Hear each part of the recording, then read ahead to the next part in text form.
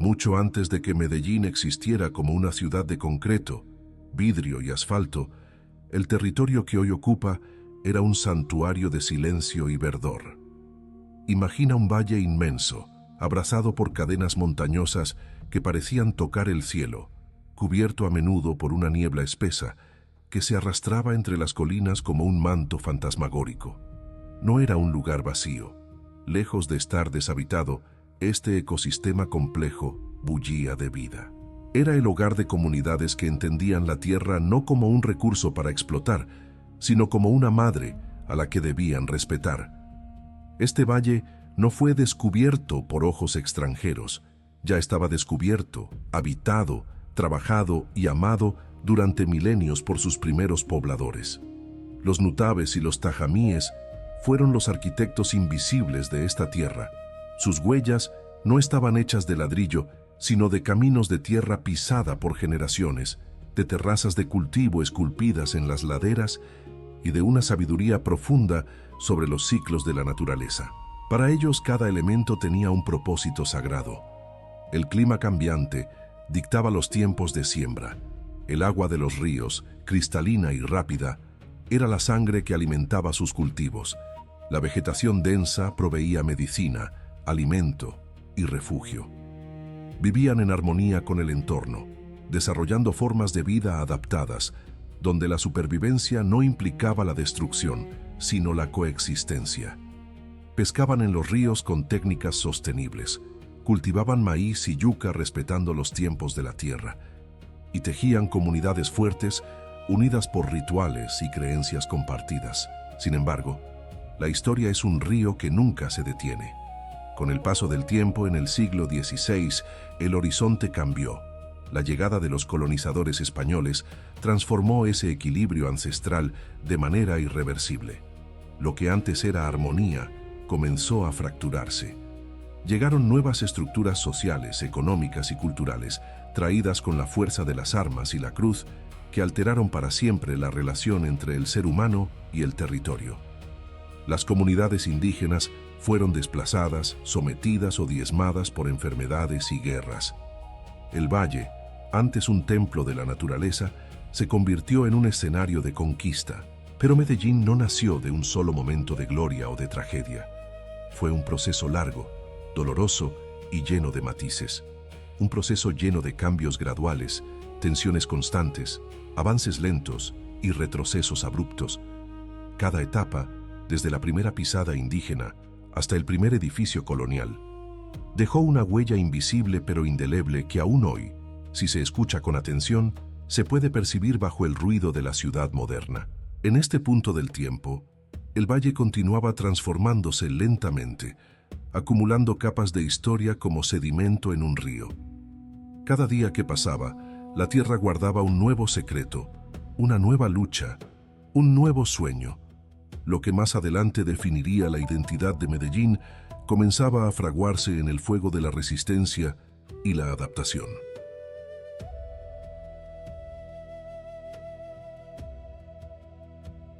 A medida que los años se convertían en siglos, el Valle del Aburrá comenzó a tomar forma administrativa, aunque seguía siendo un rincón remoto del Imperio Español. La fundación oficial del poblado, que más tarde se conocería como Nuestra Señora de la Candelaria de Medellín, marcó el inicio de una nueva era. Pero no fue el nacimiento del espíritu antioqueño.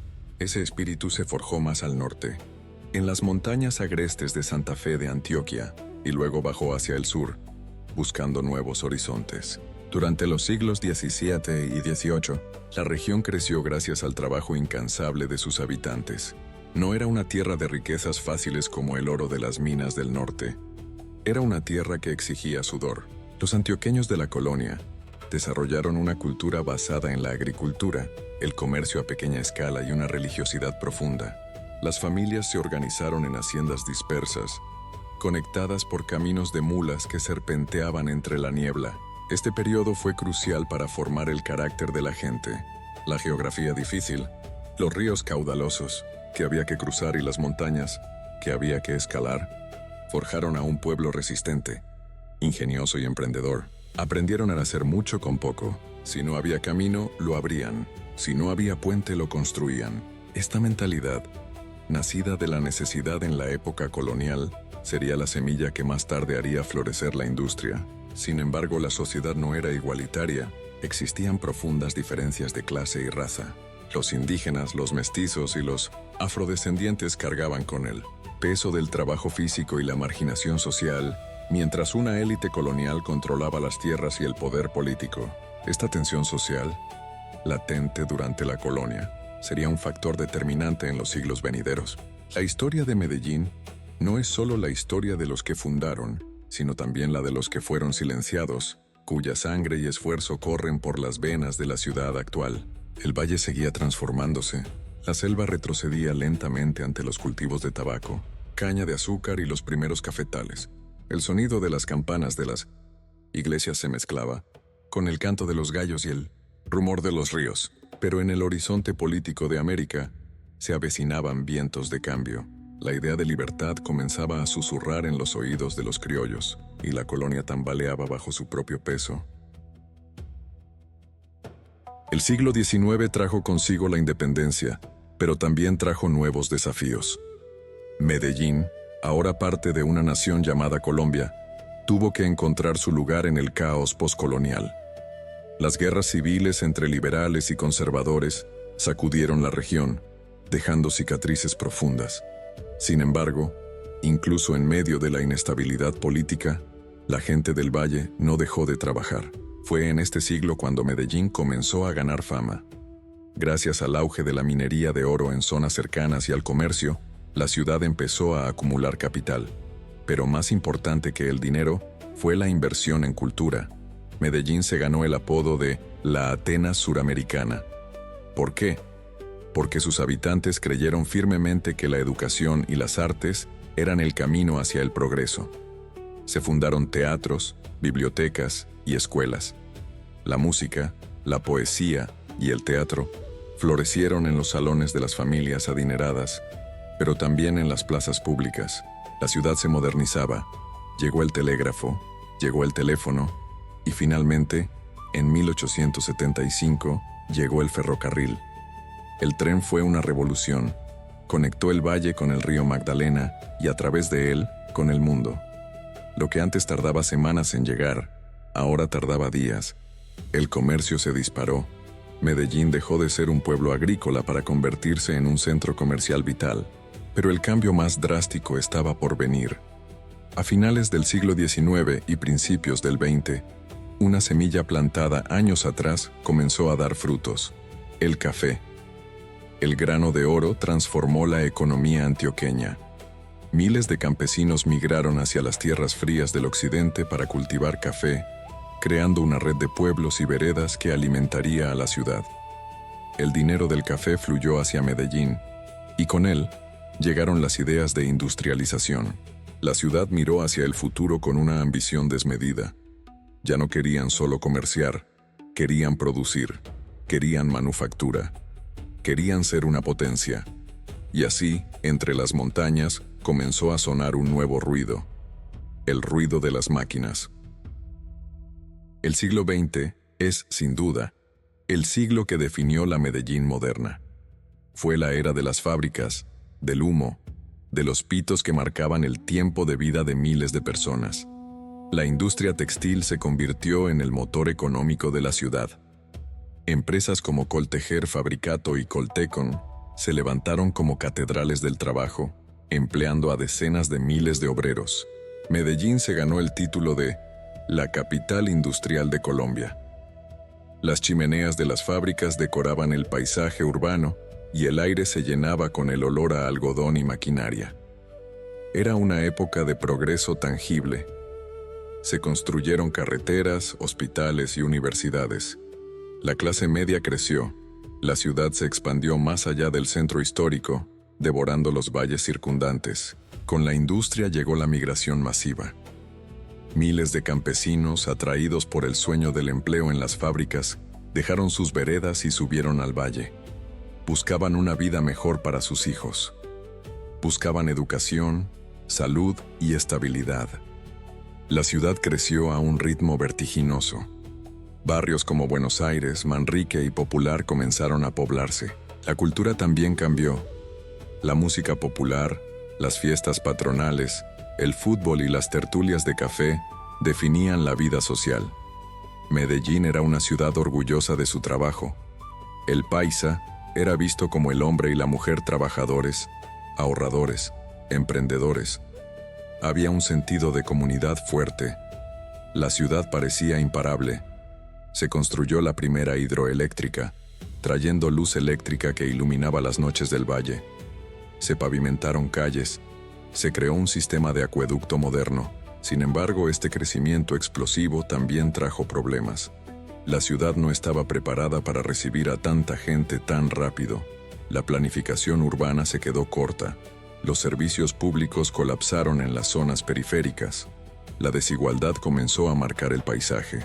De un lado, los barrios prósperos del sur y el oriente.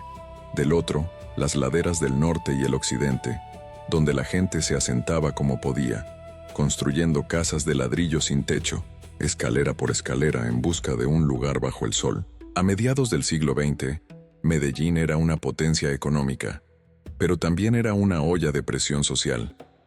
Las diferencias entre ricos y pobres se hacían cada vez más evidentes.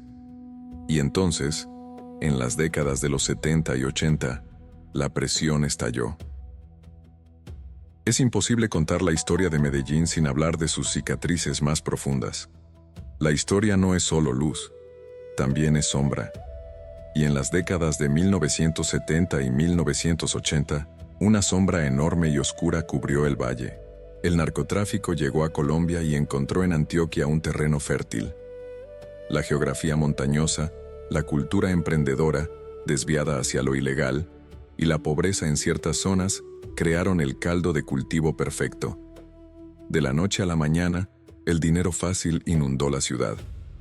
Aparecieron los narcos, hombres que pasaron de la nada a tener fortunas inimaginables en cuestión de años.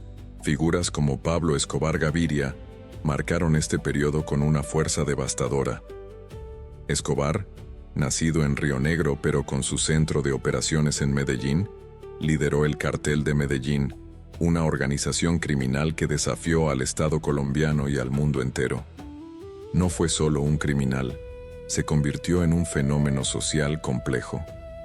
Para algunos, en los barrios más pobres del norte de la ciudad, Escobar era visto como un Robin Hood, un hombre que construía canchas de fútbol, repartía dinero y ofrecía oportunidades donde el Estado había fallado. Pero esta imagen de benefactor era una fachada construida sobre sangre y terror. La realidad del Cartel de Medellín fue brutal. El dinero del narcotráfico corrompió instituciones, jueces, policías y políticos. Pero lo peor fue la violencia. Para mantener su poder y luchar contra el gobierno y los carteles rivales, Escobar y sus secuaces desataron una guerra sin cuartel. Fueron años marcados por el miedo. Medellín vivió bajo el terror de las bombas. Coches bomba estallaban en calles concurridas, en centros comerciales, en edificios gubernamentales. El centro administrativo La Candelaria fue destruido por una bomba en un atentado que dejó cientos de muertos y heridos. El Palacio de Justicia en Bogotá, la sede del DAS, los edificios de la Fiscalía, nada estaba a salvo. Los sicarios, muchos de ellos niños y adolescentes reclutados en los barrios marginales, se convirtieron en los soldados de esta guerra. El sonido de las motos y las ráfagas de ametralladoras se volvió parte del paisaje sonoro de la ciudad. Ir al banco, ir al supermercado o simplemente caminar por la calle era un riesgo.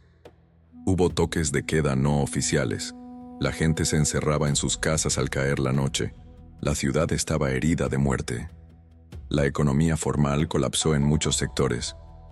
La inversión extranjera huyó. El nombre de Medellín se asoció globalmente con la violencia, la droga y el crimen. Narcoterrorismo era la palabra que definía la época. Miles de personas perdieron la vida. Líderes sindicales, periodistas, jueces, policías, civiles inocentes y políticos. La democracia misma estuvo en juego, pero incluso en la oscuridad más profunda, hubo resistencia. La sociedad civil no se rindió. Surgieron movimientos por la paz.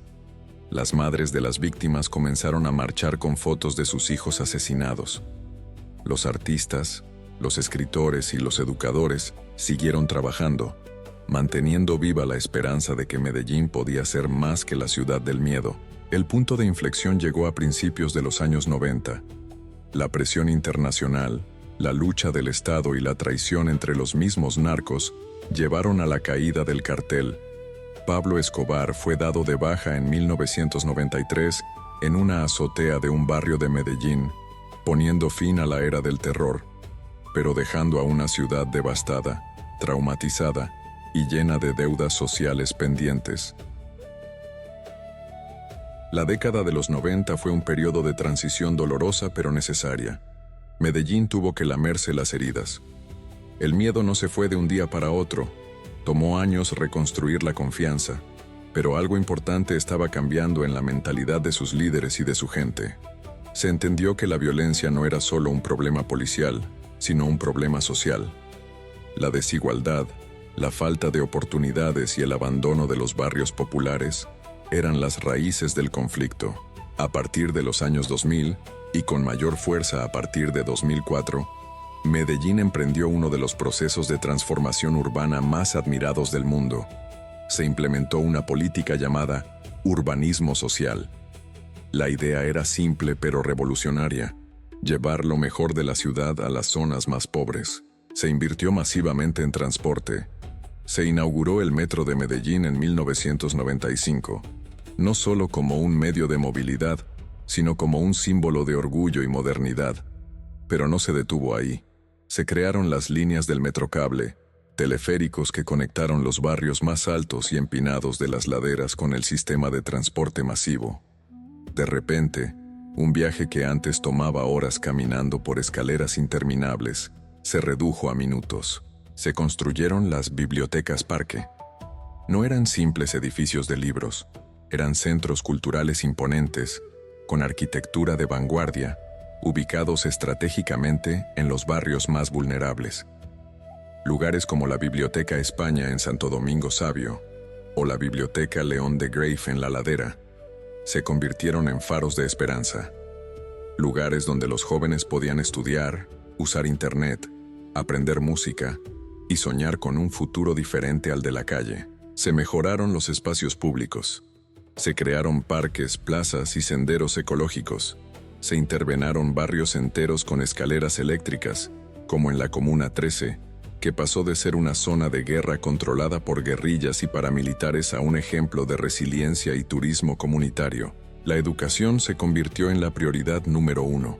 Se aumentó la cobertura educativa, se mejoraron las escuelas públicas y se promovió la educación superior.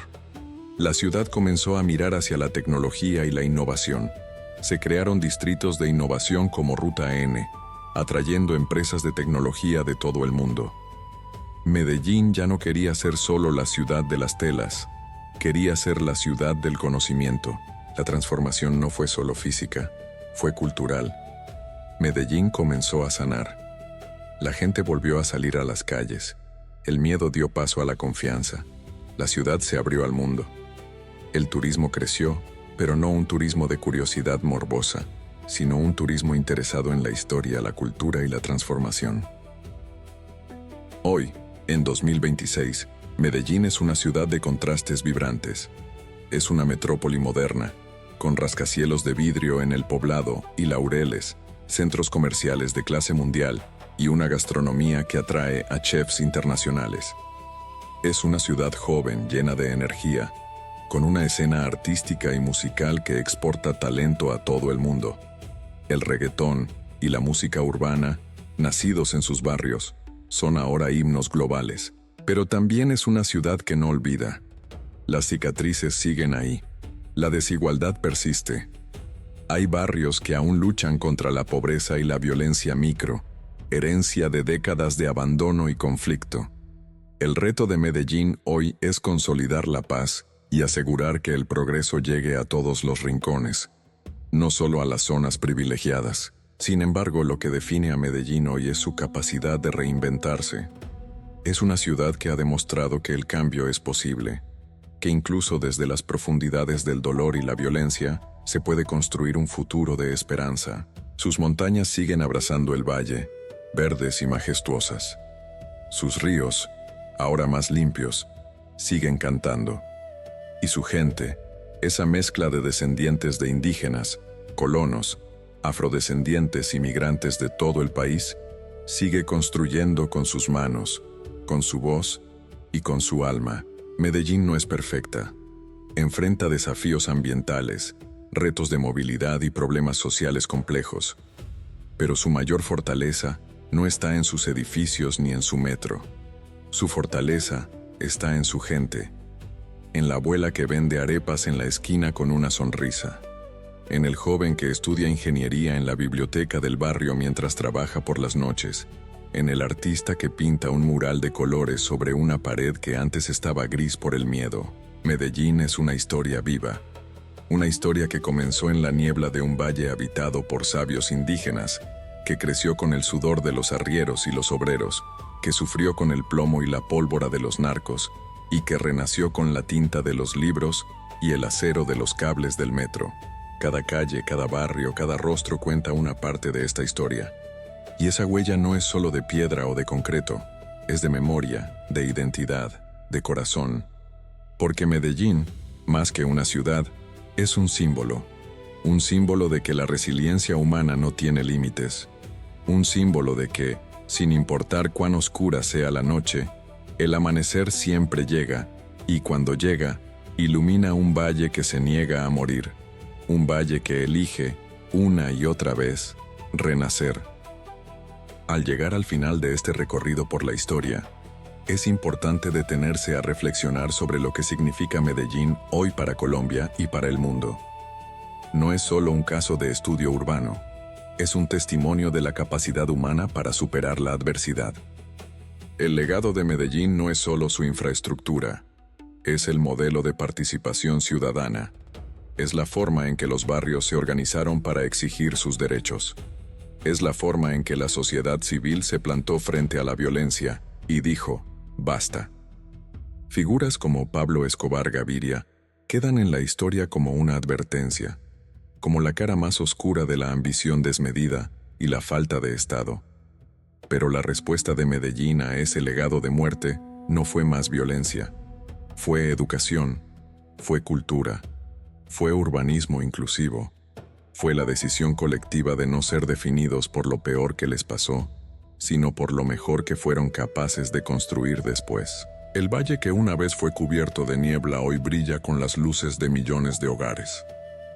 El ecosistema que los indígenas cuidaban ahora es protegido por parques naturales y corredores verdes que intentan devolverle el equilibrio a la tierra. La relación entre el ser humano y el territorio, rota hace siglos, se intenta sanar día a día con conciencia ambiental y respeto por la naturaleza. Medellín enseña que la historia no es lineal, que hay avances y retrocesos, que la paz no es la ausencia de conflicto, sino la presencia de justicia y oportunidades. Así que cuando mires hacia las montañas que rodean la ciudad, o cuando camines por sus calles bulliciosas, recuerda, estás caminando sobre capas de historia, capas de sangre, de sudor, de lágrimas y de risas. Estás en un lugar que fue habitado, trabajado, destruido y reconstruido. Medellín sigue transformándose lentamente, acumulando nuevas capas de historia que más adelante definirán la identidad de las generaciones futuras. Y esa historia, la que se escribe hoy con cada acción de sus habitantes, promete ser una historia de luz, de innovación y de paz. Porque el Valle de la Niebla finalmente ha encontrado su camino hacia la luz, y esa luz brilla desde el corazón de cada paisa.